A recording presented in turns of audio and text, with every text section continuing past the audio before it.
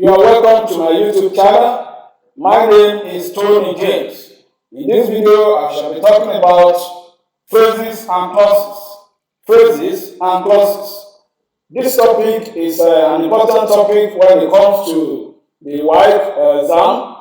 It's a particular topic that always gives students challenges. In fact, most students find this particular topic very difficult and a bit challenging. Most importantly, the comprehension question aspect of the WAEC exam allows such a high mark to this particular area, and there is this particular questions that covers phrases and clauses under the comprehension passage, and this is this particular topic that we want to treat in this video, and we have given our best to the video in such a way that students will find this particular topic easy to understand, and that is exactly our aim in this video. Let's look at the objectives of this video. In this video, if a student should be able to study this video and give time to it, a student should be able to define phrases and clauses. Also, a student should be able to identify the difference between phrase and clause. A student should also be able to give correct examples of phrases and clauses. They should be able to use them in sentences. If the student is able to listen to this video and understand, they should be able to identify finite and non-finite verbs in sentences. A student should be able to distinguish between clauses and phrases using verbs. In this video, students should be able to identify types of clauses. And also, they will be able to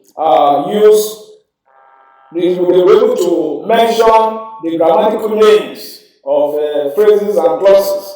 And lastly, in this video, we shall look at explaining the functions of sentences. Students should be able to explain the functions of phrases and clauses in sentences as they are used in sentences. These and many other aspects are the things we shall consider under this video. Right now, let's go into the video. Let me mention here that students lose marks in WAEC exam because they cannot tell the difference between a phrase and a clause. It's an established fact. Many students bear this aspect. Many students are not always very sure of the answers in this particular section of the exams, because they don't understand what a clause is or what a phrase is. Perhaps many don't have the basics of phrases and clauses, or perhaps they find it difficult to understand this concept.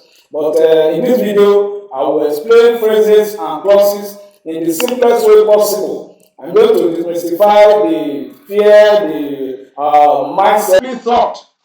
A phrase does not express a complete thought.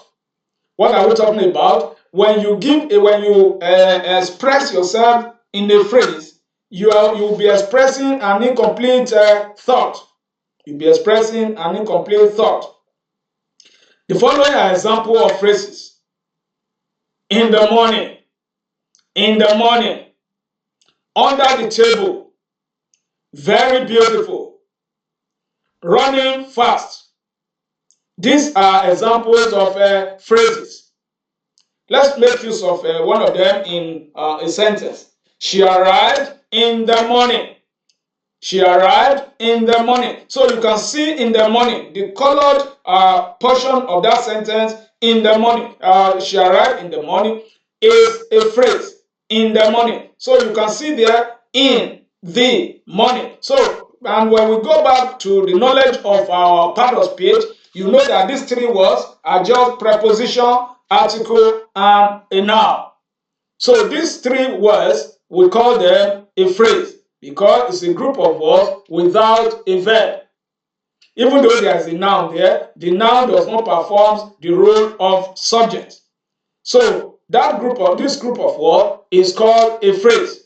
So let's take it like that for now. As a student, know that any group of words you come across, any group of words you express without a verb, then that group of words is a phrase. is a phrase. Let's look at the types of phrase. Types of phrase. We have the following. We have what we call the noun phrase. The noun phrase. We are going to tell us, or we are going to show us the functions of each of these, but let's take it now. We have noun phrase.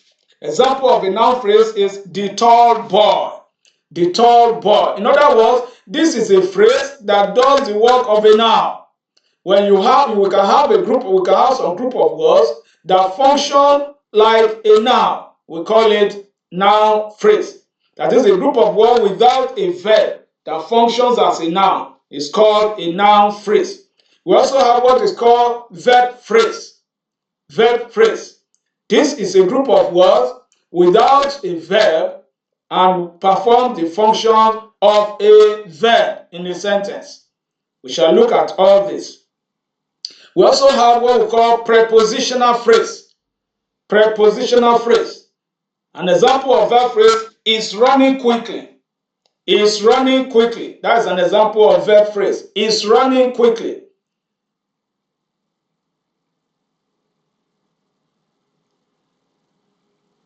Another type of phrase is prepositional phrase. Prepositional phrase. We also have what we call adjectival phrase. Adjectival phrase. And we have adverbial phrase. Adverbial phrase. If you look at the slide, I have decided to color the adjectival phrase and the adverbial phrase because that is where the trick of this particular topic is. And I'm going to demystify all that is around this particular topic as I explained. Now, when we look at these listed types of phrase, we have noun phrase. I say example is the tall boy. Verb phrase is example is running quickly. Prepositional phrase on the chair. These are examples of phrases. But I want us to look at the adjectival phrase and the adverbial phrase. When you look at adjectival phrase and the adverbial phrase, I want us to cast our mind to our explanation when we were looking at the adjective as a part of speech and the adverb as a part of speech. We call them modifiers. We said the adjective and the adverbs are modifiers. That is, they qualify, they add to the noun and the verb. The adjective qualifies the noun, the adverb qualifies the verb, qualifies the adjective, qualifies other adverb.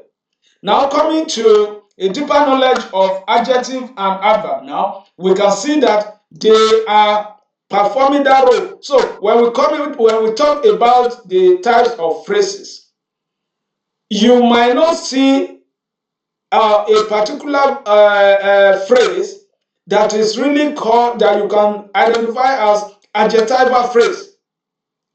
You might not see a phrase that you are going to name as adjectival phrase. Let me explain. Talking about a noun phrase, like as you shall see, I'm going to take each of them, but let me explain that noun phrase is a group of words that performs the function of a noun. And you also identify a noun phrase by the head word. What do I mean by the head word? The word that starts the expression. For instance, in this question now, in the examples on the slide, you can see the tall boy.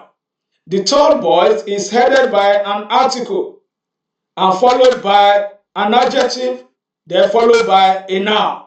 When you see a group of words with adjective and a noun, then you are seeing a noun. You are seeing either a subject or an object. Or let me say you are seeing a noun, because nouns are qualified by adjective, or you qualify a noun by adjective. So a group of words that is headed by either an adjective or a noun, we call it noun phrase. A group of words that is headed by an adjective or a noun without a verb, we call such a group of words noun phrase. Noun phrase. Noun phrase. when you see a group of words, that is headed by a verb, but this time the verb is not a finite verb. When you see a group of words that is headed by a non-finite verb, that group of words is called a verb phrase. I want us to follow this explanation because this is where the trick of this particular topic is. These are some of the difficult areas. A group of words headed by a non-finite verb is called a verb phrase. Then a group of words that is headed by a preposition is called a prepositional phrase.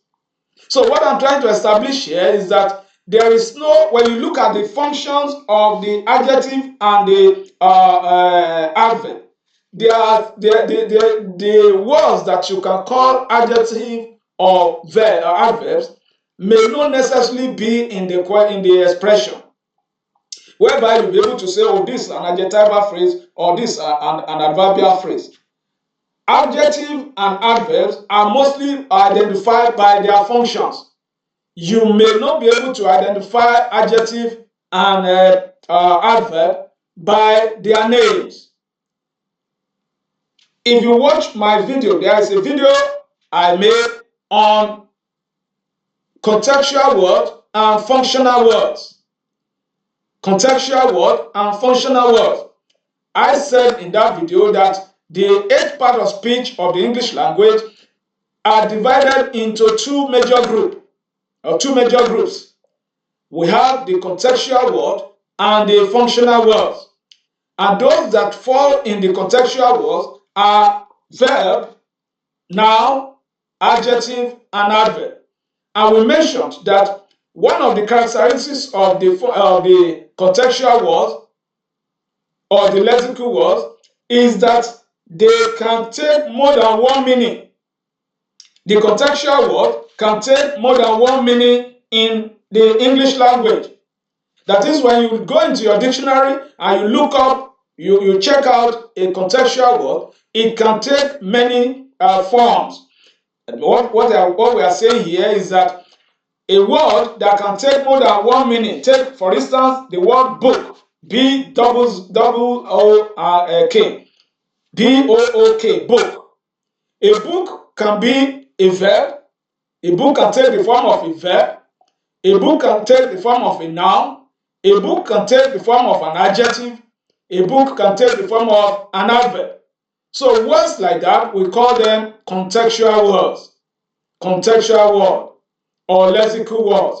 That is, they are the words that we use to form the structure of the English language. And they are the words that carry meaning. But when you look at the functional words, they are just meant for functions. They only function by their names. You take a preposition, for instance. A preposition, we say, is a word of the English language that shows relationship. And when you go into your dictionary, you see that apart from few instances where we use the preposition for concept like idiom or phrasal verbs, the preposition has no other function than to show relationship between a noun and other words. Pronoun. We know pronoun to be a word that is used to replace a noun.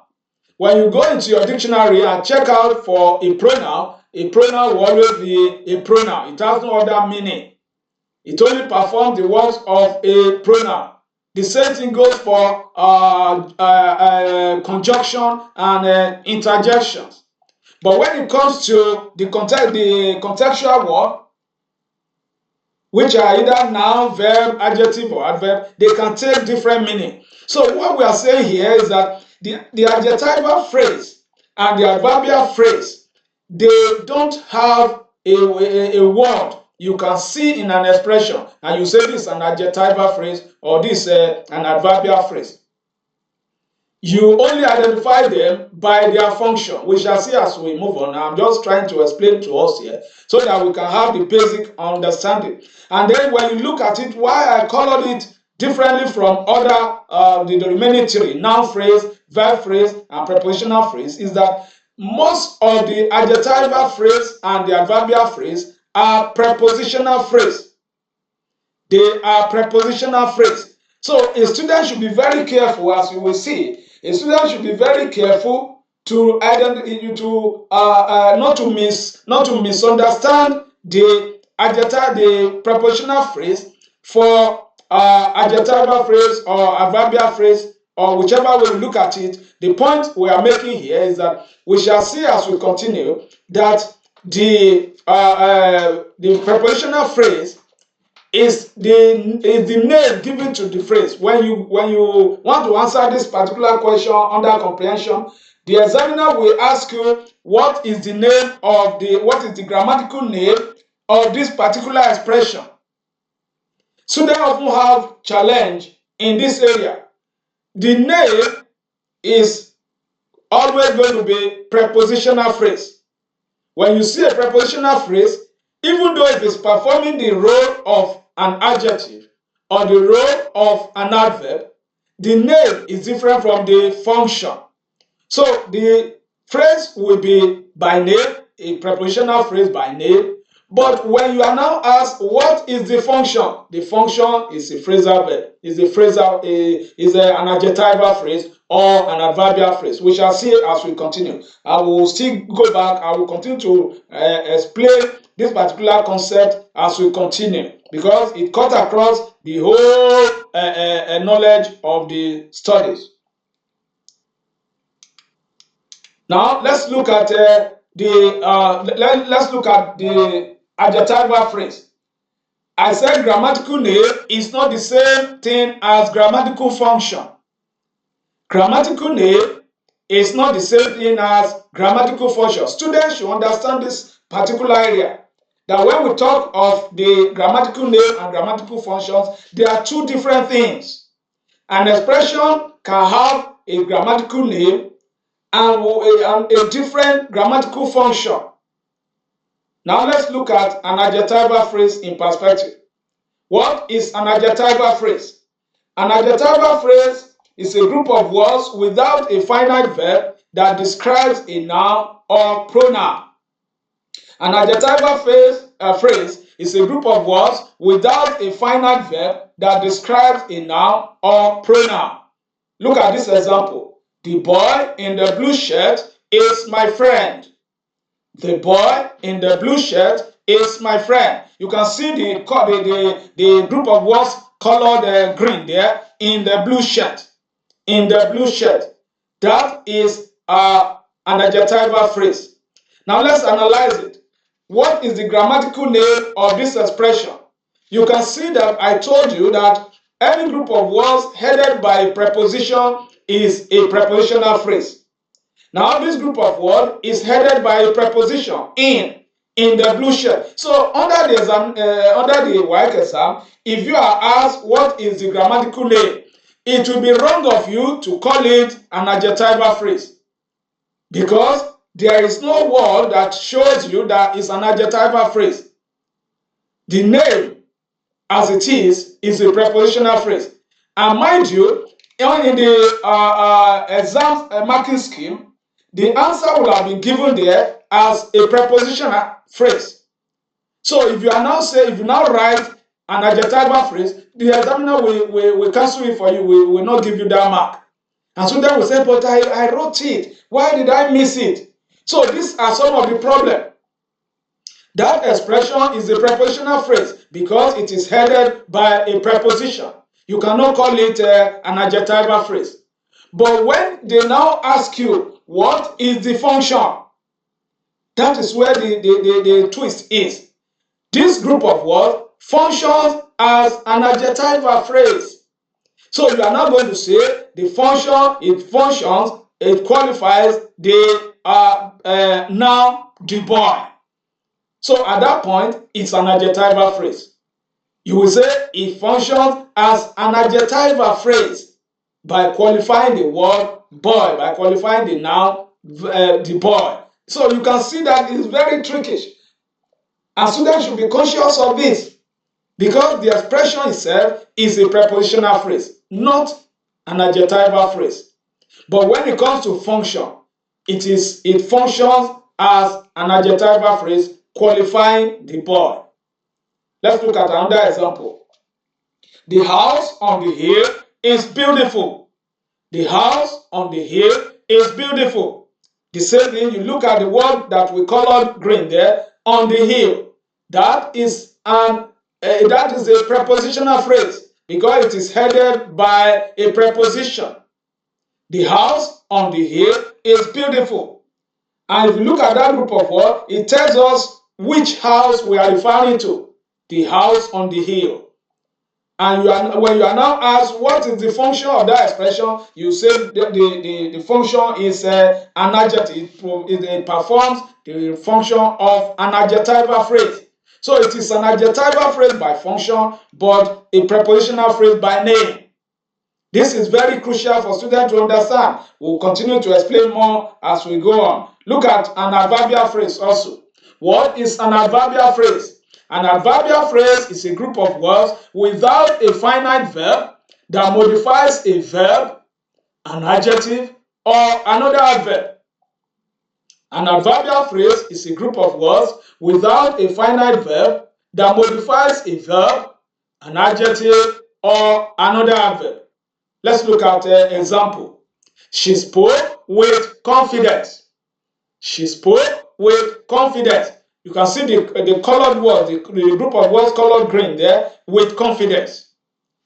Grammatical name of this expression is a prepositional phrase because it is headed by preposition with. This group of words, by a conjunction, is headed by a conjunction with. And as you see here, this group of words is a prepositional phrase, and therefore you cannot call it an adverbial phrase. But when it comes to the function is that it modifies spoke. She spoke with confidence. That is, it's telling us how she spoke or how she speaks. He spoke with confidence. He spoke with confidence. So, because the group of words is a prepositional phrase, you cannot call it an adjectival phrase. I take that again.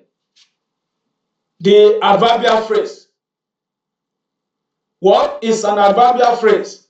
An adverbial phrase is a group of words without a finite verb that modifies a verb, adjective, or another adverb.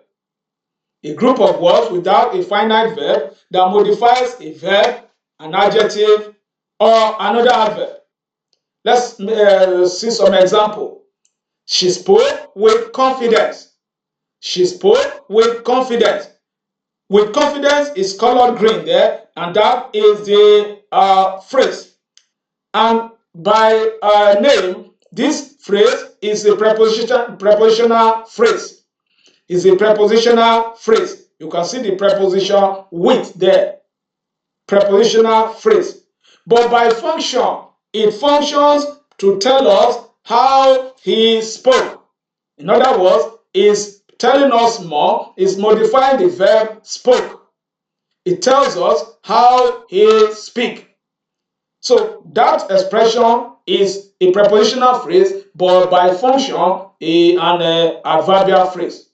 So under examination condition, when this type of group of words is taken out and is you are asked to identify it, you must know that by name is a prepositional phrase, but by function it is an adverbial phrase.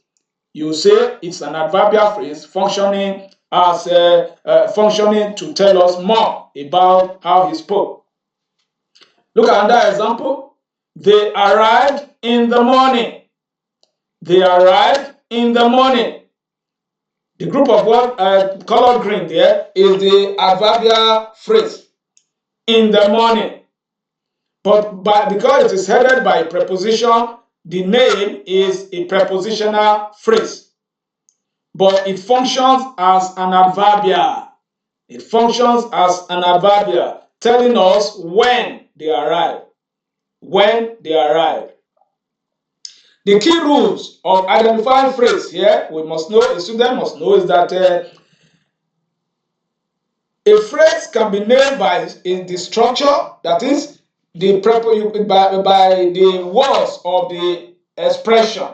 Like I told you that any group of words that is headed by a preposition is called a prepositional phrase. The word phrase means group of words. So a prepositional phrase is known by the word that head it. And if you cast your mind back to where we listed the types of phrases, I said the noun phrase is headed by an article or adjective or a noun. A verb phrase is headed by a non-finite verb. And a preposition is headed by a preposition. A prepositional phrase is headed by a preposition. But when it comes to now adjectival phrase and adverbial phrase, you cannot call any expression adverbial phrase or adjectival phrase until you see their function. So in actual fact, there is no expression that is really an adjectival phrase or adverbial phrase until you see the function.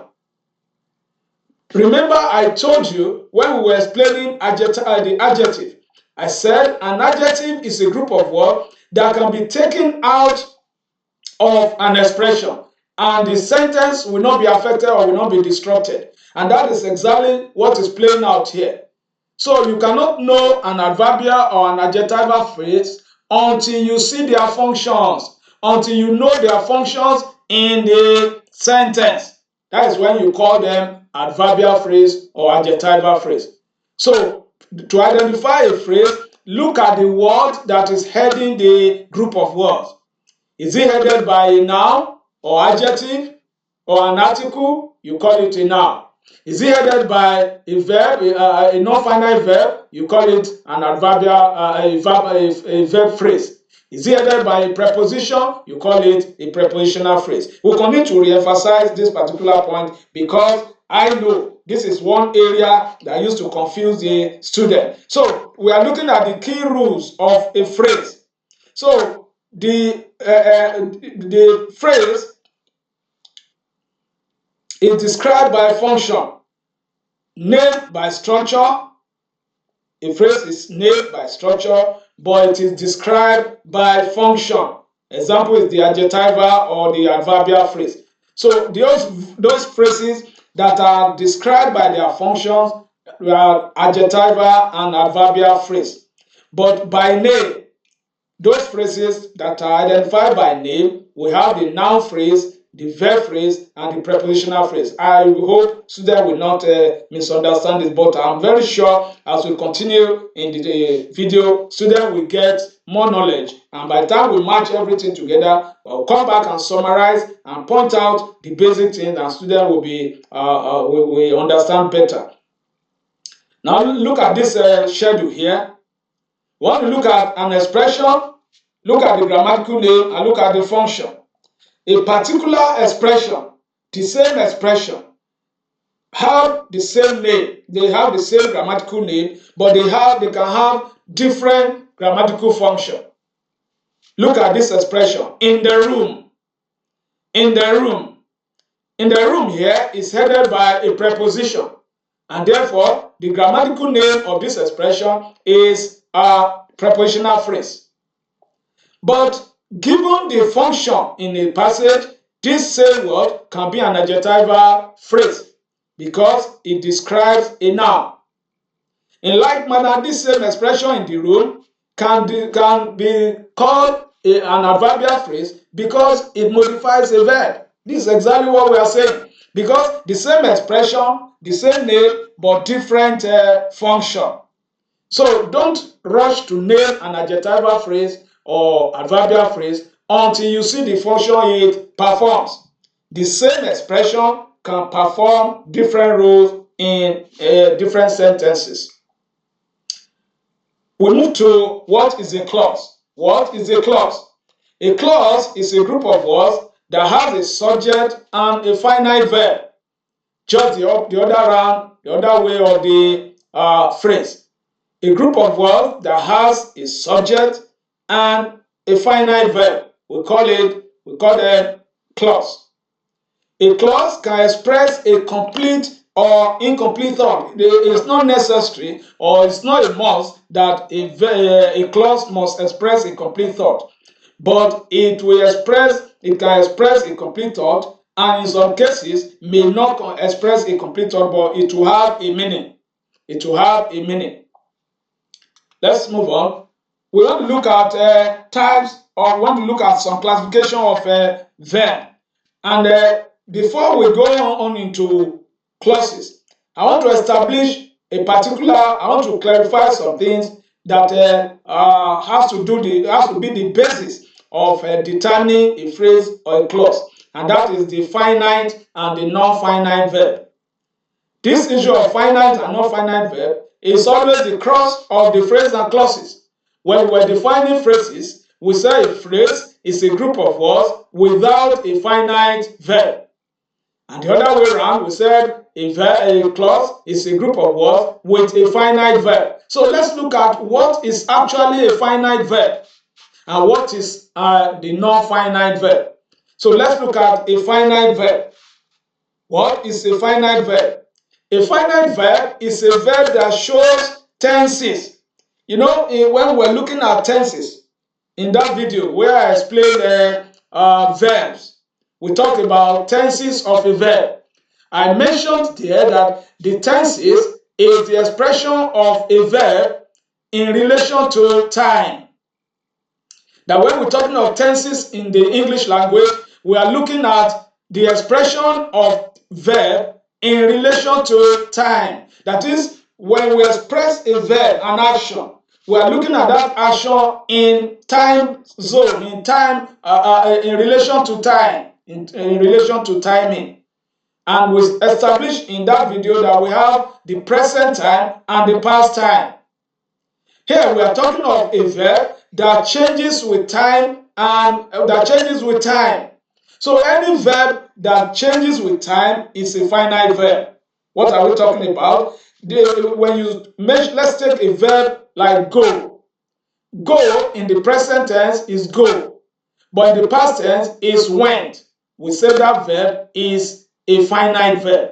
So any verb that changes with time is a finite verb. So when you are asked, or when you are trying to study what is a finite verb, it's very simple. A finite verb is a verb that changes with time. That is a verb that shows tenses. A verb that shows tenses.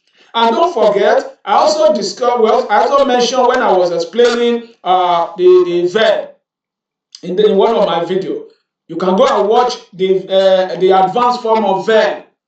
I mentioned in that video the concept of subject-verb agreement. Subject-verb agreement. A finite verb must also agree with subject. It must be a verb that changes with the subject.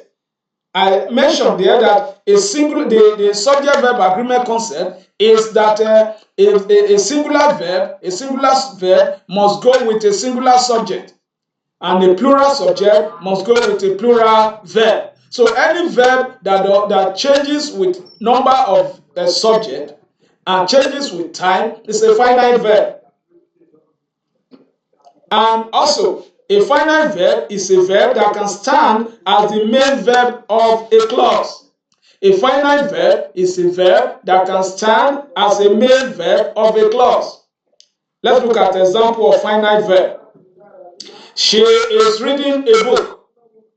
She is reading a book. Reading here is a finite verb and is the main verb of that sentence. Then with an auxiliary is. He is reading a book. Now what we mean by changing with time? Reading here is the continuous tense, the continuous form of the verb read. In the present tense, the present form of that verb will be read, while the past form will be read. So meaning that this word changes with time. It has tenses. Now let's also apply it to the subject. When one person reads, we say he reads. He reads. And when more than one person are reading, we say they read. So that verb can be expressed in singular and plural. And when we use the word read, it can also stand as a main verb in any sentence. So we say the verb reading here is a finite verb. It's a finite verb. And this expression we are looking at here, she is reading a book, is classified as a clause because it contains a finite verb. It contains a finite verb. Let's also look at another example. This time we are going to look at a non-finite verb. We want to look at a non-finite verb. And this is one thing that the English student have to be careful with. The English word is somehow. Now, in the first example, we say reading is a non-finite verb. It's a finite verb. But here now, we are telling you that it's a non-finite verb. Let me show you how it is a non-finite verb. Look at this example. Reading a book, she smiled. Reading a book, she smiled. And you can see the word colored green there, reading a book. That is the expression, that is the group of words we are looking at. But as you can see this group of words, it is headed by a noun. You will say, is that not a verb? Reading, is that not a verb? No. Reading here is not a verb. There's what we call a gerund verb. When a verb is functioning as a noun, when a verb carries ing, is functioning as a noun. Don't get confused. Don't confuse the form of a verb as a gerund, the gerund form of a verb, with the present participle of a verb, the continuous tense of a verb. In the first sentence, in the first example, the word reading is used in the continuous tense, non-finite. And one thing you must know as a student is that any verb can be non-finite. Any verb can become non-finite. A verb can be a finite verb here in a sentence, and another sentence, that same verb can be a non-finite verb. And students must understand, there is no verb that is permanently a non-finite verb or permanently a finite verb. It depends on these three instances. Let's take number one. There's what we call the infinitive situation. When a verb is in the infinitive, that is a verb that carries to. Any verb preceded by to is called infinitive. To, infinitive.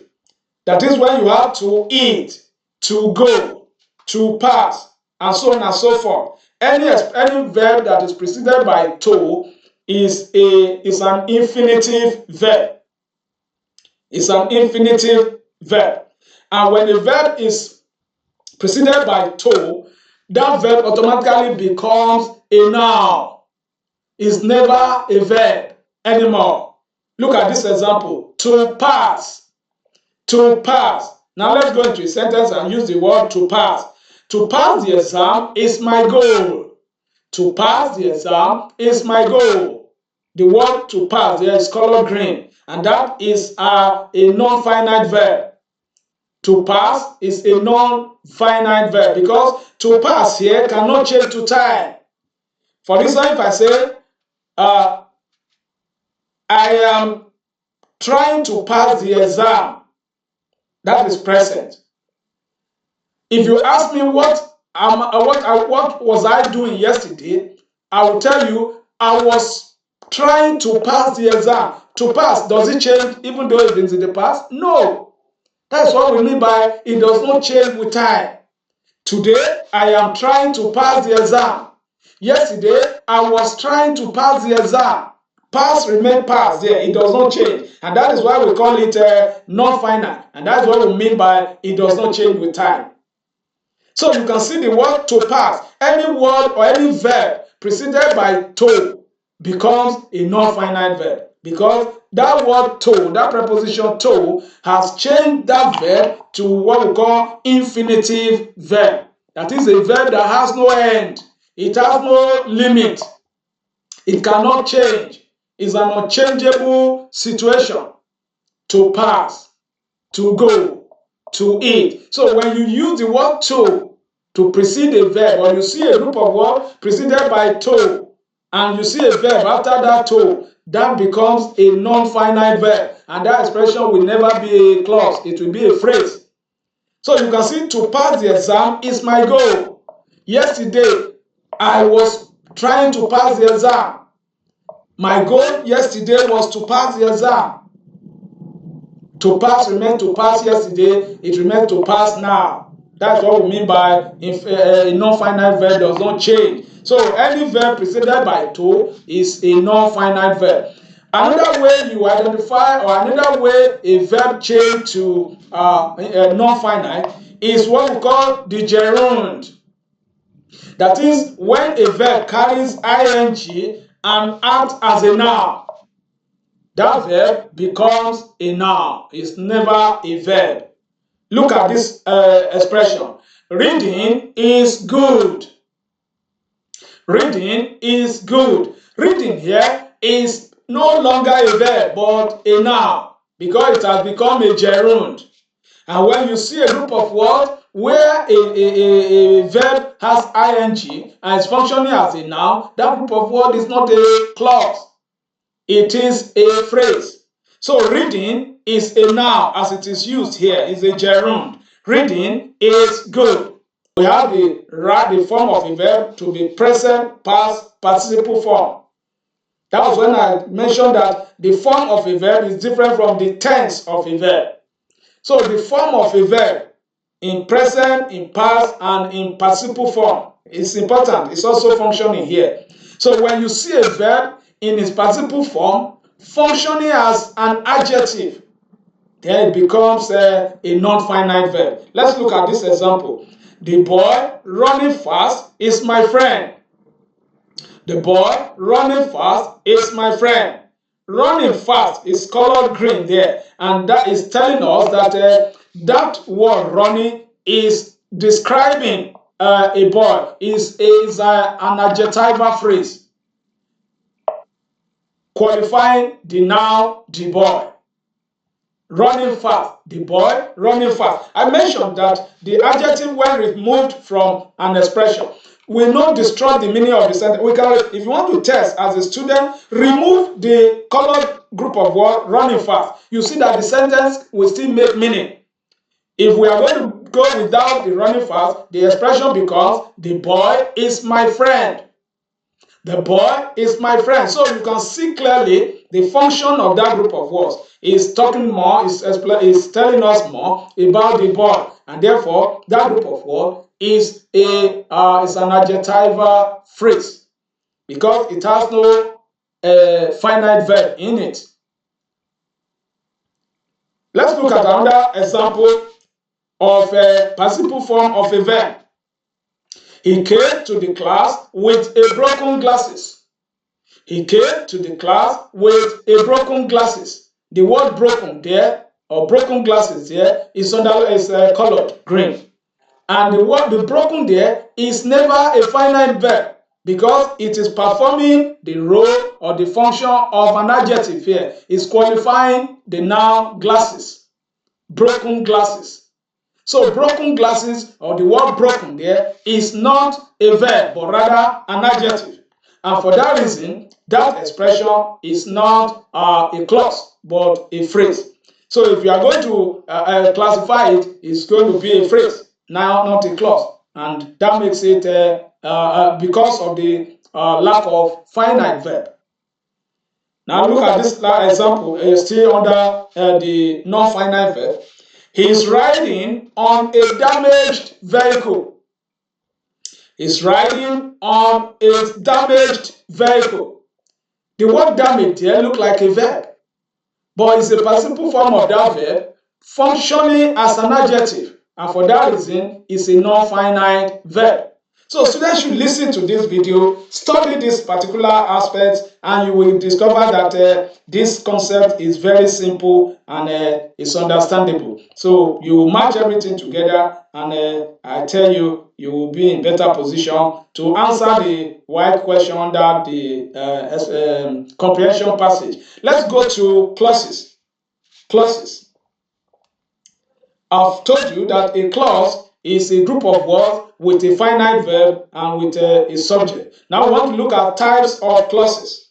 Types of clauses. Students should pay rapt attention to this video, watch this video over and over again, listen to all this section of this particular video and try to make sense from it. And in fact, for this purpose, I will allow any student or any of my viewer to call me on my WhatsApp on my number. If you call me and I didn't pick my call, you can chat with me on WhatsApp and ask any question on this particular topic for free. I will be able to explain to you because it is my interest. It is my interest that every student have good understanding of this concept. So you can call me and ask for anything on this topic. Any area that is not clear, that you don't understand, I give all my viewers, all my students, I've given a free ticket for anyone to call me and ask questions on this particular topic. Now we want to look at types of clauses. We have two major types of clauses. We have the independent clause and the dependent clause. The independent clause and the dependent clause. We can also call the independent clause the main clause. The main clause. And we can call the dependent clause subordinate clause. So we can let me put it this way, that we have the independent or main clause and we have the subordinate clause or the dependent clause. Let's look at the independent clause. As the name implies, it is a clause that can stand alone as a sentence. An independent clause is a clause that can stand alone as a sentence. Look at this example. She is happy. She is happy. This is an independent clause and is a main clause. And looking at it, you see that it has a subject, it has a verb, and it has an object. It's a complete sentence and it's a clause. We call it independent clause. Another example, I went to school. I went to school. This is a complete sentence. This is a complete, this a main clause or an independent clause. Now let's go to the dependent clause or the subordinate clause. As the name implies, is a clause that depends on the main clause. So we say it cannot stand alone. Dependent is a depending expression. So it cannot stand alone. A dependent clause or a subordinate clause cannot stand alone. Now, let's look at an example. Because she was tired. Because she was tired. That is an expression that is not complete alone. We say it cannot stand alone because it cannot make it an expression, a complete thought on its own. But don't let us make mistake, there is finite verb in it, but it cannot stand alone because she was tired. The word tired here is the main verb, then the auxiliary verb was. You can have it there, but still they cannot stand alone because she was tired. Look at another one. When he arrived. When he arrived. The verb there is arrived and it's a finite verb, but the expression cannot stand alone because it is a subordinate clause. Let's make a sentence with this expression. I slept because I was tired. I slept because I was tired. If you take the word because I was tired there, that is the subordinate clause. It only brings the full meaning now when we look at the main clause, which is I slept. So I slept, a main clause plus a subordinate clause becomes a complete sentence. I slept because I was tired. I slept because I was tired. Let's move on as we look at the classification of dependent clause. At this point, I have to clarify this to every student and all my listeners, all my viewers. You see, talking about the classification, the next level of explanation that I want to go to now, the classification you shall see next level now is only for subordinate clause. Is it not funny? You will see now. Classification of dependent or subordinate clause. Look at this diagram I put on this slide. You can see clauses broken down into dependent clause and subordinate or independent clause or subordinate or dependent clause. Independent clause can stand alone, but I said subordinate clause cannot stand alone. You now see the diagram continues. The subordinate clause now can be divided into three. The subordinate clause can be divided into three. So this division, this classification does not affect the main clause or the independent clause. And therefore, the subordinate clause can be divided into noun clause, adjectival clause, and adverbial clause. Some students will say, oh, wahala don't bust again. No wahala, no problem. Let us take our time. I've promised that I'm going to explain this concept in the simplest form possible. I'm going to explain it in a way that students should be able to understand. And that is why I'm giving the opportunity for any viewer or any of my students to call me on phone and ask more questions, ask for more clarification about this concept. So the subordinate clause now, we want to look at the reclassification of the subordinate clause into noun clause, adjectival clause, and adverbial clause. So take it from me that when we are talking about noun clause, adjectival clause, adverbial clause, we are looking at the subordinate or the dependent clause. And let me also mention here, my explanation of the adjectival phrase and the adverbial phrase is coming again now. You will discover that all this classification we are talking about here is going to be based on their functions. The classification we are talking about here is going to be by their functions. So let's go on as we shall see. Let's take the first one, noun clause. What is a noun clause? I mentioned when I was talking about phrase that a group of words without a finite verb that function as a noun. We call it a noun phrase. In like manner, a group of words with a finite verb that functions as a noun is called a noun clause. I think this should be straightforward to anybody. A group of words with a finite verb that functions as a noun in an expression is called a noun clause. And this noun clause, just like a noun, it functions as a subject of a sentence or subject of a verb. It also functions as object of a verb, and it functions as complement of a sentence. If you go and watch my video on the advanced noun, you will see in that video I mentioned the functions of noun. I said a noun functions as subject of a verb, object of a verb, and complement of a sentence. So the noun clause also does the same functions as a noun. So noun clause functions as a noun. A noun functions as a subject, as object, and as a complement. So take note of that. Look at this example. What he said is true. What he said is true. The underline, the colored group of words there, what he said. You see the expression is a clause, no doubt about it, because there is a finite verb there. But here is functioning as a noun. What he said is true. That is the subject of the verb is. So it functions as the subject of the verb is, and that is a noun clause. If you see that in any expression, it's a noun clause. Let's look at another example. I believe that she is honest. I believe that she is honest. That she is honest is colored green there, and that is the clause there. Excuse me, the subordinate clause there. The subordinate clause. And there it functions as an object.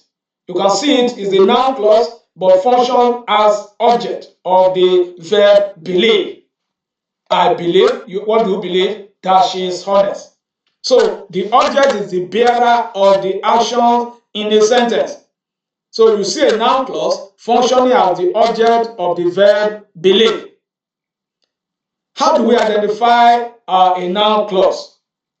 How do we identify a noun clause? As a student, if you are under examination condition and you want to find out whether the expression you are asked to identify is a noun clause, just try to ask yourself, can I replace this expression with the word something? Can I replace the expression with the word something? If yes, then that expression is a noun clause. Now, what are we talking about? Look at this example. What he said is true. Can we replace the word what he said with something? Let's try it. Something is true. Is that not meaningful? It's meaningful. Something is true. So you can replace the expression with something. Let's try the other example. I believe that she is honest. I believe something. You can see it's working. I believe something. What do you believe? I believe something. What is that? That she is honest. So when you replace the expression with something, then that expression is a noun clause. Is a noun clause. Let's take note of that.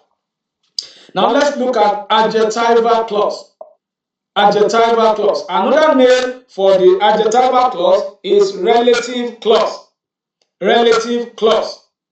What is a relative clause or an adjectival clause? An adjectival clause is a group of words with a finite verb that describes or qualifies a noun or pronoun. A group of words, excuse me, a group of words that qualifies a noun or a pronoun. Example, the boy who is playing football is my brother. The boy who is playing football is my brother. Who is playing football there is colored green, as we can see, and this type of clause is an adjectival clause because it is describing the boy. It's telling us more about the boy. Not all the boys, but the boy who is playing football. It functions as an adjective to describe the boy. Look at another example. The book that I bought is interesting. The book that I bought is interesting. The book that I bought there is colored green, and that is the adjectival clause because it's describing the book. Any group of words with a finite verb that describes a noun is called an adjectival clause. How do we identify an adjectival clause?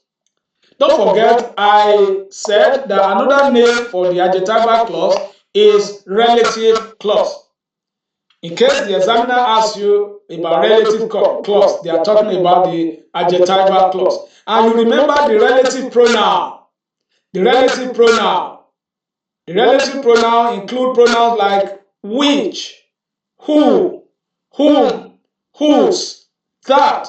Any group of words that is headed by a relative pronoun is that group of words is an adjectival clause because it's headed by a relative pronoun.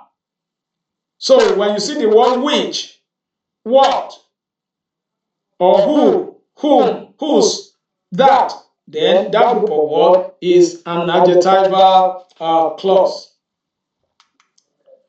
Let's look at the adverbial clause. Adverbial clause. What is an adverbial clause? An adverbial clause modifies a verb. An adverbial clause modifies a verb, modifies an adjective, and modifies another adverb. And let's learn that an adverbial clause gives information about time, reason, condition, place, manner, purpose, degree, and so on and so forth. You remember when we're looking at the advanced adverb, we talked about types of adverb. We talk of adverb of time, adverb of reason, adverb of condition, adverb of place, manner, degree, and so on and so forth. We have come to that same concept now, talking about adverbial clause. So adverbial clause gives information about time, about reason for doing a thing, a condition of a thing, manner of a thing, and so on and so forth. Now let's look at example. I will come when you call me. I will come when you call me. When you call me is colored there, colored blue. You can see that that group of words is headed by a relative pronoun. When. So the word the group of words when you call me there is an adverbial expression and it's a clause. So it's an adverbial clause. And it's modified the word will come. I will come. When will you come? When you call me. And that is an adverbial clause of timing. Timing. Let's look at another example. She failed because she did not study. She failed because she did not study. Because she did not study is colored, and that is the adverbial clause there. And what type is an adverbial clause of reason? The reason why she failed, because she did not study. If it rains, we will stay indoors. If it rains, we will stay indoor. We will stay indoor there is the adverbial clause and it shows condition. Adverbial clause of condition. So if it rains, we will stay indoor. Now let's look at this schedule here. We have clause type, we have the function, then we have example. I mentioned that these clauses, you will know them better by the function they perform. So you don't isolate. You can't just isolate an expression and determine the name. You determine their function, you determine their name by their functions. By the time we want to look at comprehension, I will talk more about not isolating expression. I will also show you the process of solving comprehension question. Now look at this schedule here. Noun clause. Noun clause acts like a noun by function. It acts as a noun. And look at the example. What he said is true. So what he said here is the noun structure. Is the group of words that function as a noun in that sentence. Adjectival clause describes a noun. Example, the boy who came. You can see who came there is a clause and is doing the work of an adjective. Adverbial clause modifies verb. It modifies verb. I came when you called. I came when you called. Let's move on as we look at the main differences between a phrase and a clause. We are wrapping up. We are looking at the main differences between a clause and a phrase. A phrase has no subject or finite verb. A phrase has no subject or verb, while a clause has a subject and a verb. A phrase cannot have or do not make a complete idea, but a clause may make a complete idea or may not make a complete idea but will make some meaning. Then lastly, a phrase is often shorter than a clause. A clause is longer than a phrase. So let's look at this few exercises. Let's exercise ourselves with all we have discussed so far. Is this a phrase or is this a phrase or a clause? Let's look at this exercise. These expressions, are they phrases or clauses? Look at number one. Under the bed. Under the bed. She is singing. She is singing because he was late. Because he was late. The big house. So are these expressions phrases or clauses? Let's look at number one, under the bed. Looking at the expression, though we said that it's not good to isolate an expression to determine the type or to determine the name, but going by some of the explanation I've given, I said when a group of words is headed by a preposition, you can determine whether it's a prepositional phrase. And I said when a group of words is headed by a noun, you can determine if it's a noun, phrase, or clause. If headed by a conjunction, you can determine what name they are. So that is the basis we are identifying these ones. So under the bed here contains three words that are just preposition and noun. So it is not a clause but a phrase. Then she's singing. We have a subject, we have an auxiliary verb, and we have a main verb. Therefore, this group of words is a clause. Because he was late. Because he was late. We have a conjunction, we have a pronoun, we have an auxiliary verb, and we have a verb. Therefore, it's a verb. It's a clause. It's a clause, but not a main clause. It's a subordinate clause. Then lastly, we have the big house. The big house is nothing but a phrase because there is no main verb there. We have looked at the topic, phrases, and clauses. We have identified the type of clauses. We don't just look at the words, but we look at what the clause is doing in the sentence.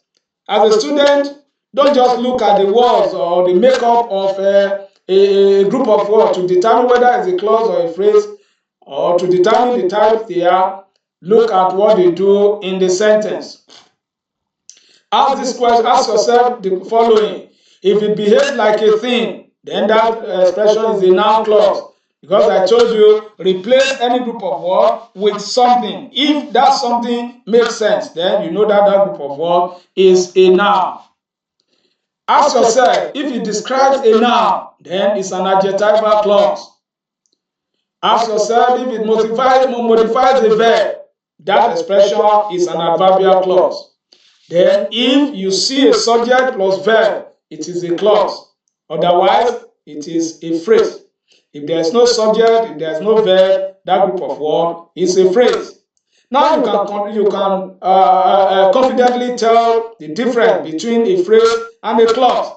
But let me remind you, as a student, you have to listen to this video over and over again. You have to study it over and over again. I even don't shy away from calling me to clarify anything.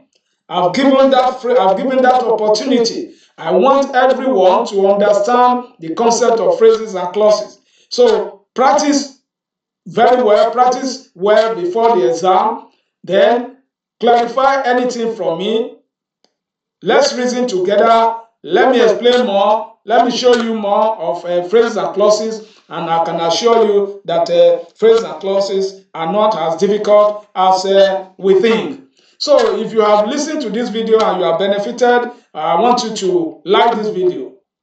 Share this video with your friends.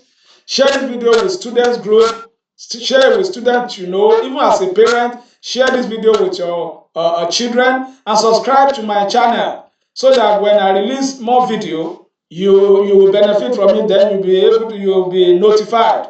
And I want students to join me online in my online classes. Or maybe as an adult, you want to study more of English, you want to know more of English, you can join my online classes. My mail address is yemienglishclass@gmail.com, and you can also contact me via WhatsApp, as you can see my number on the slide. So until I come your way again, my name is Tony James.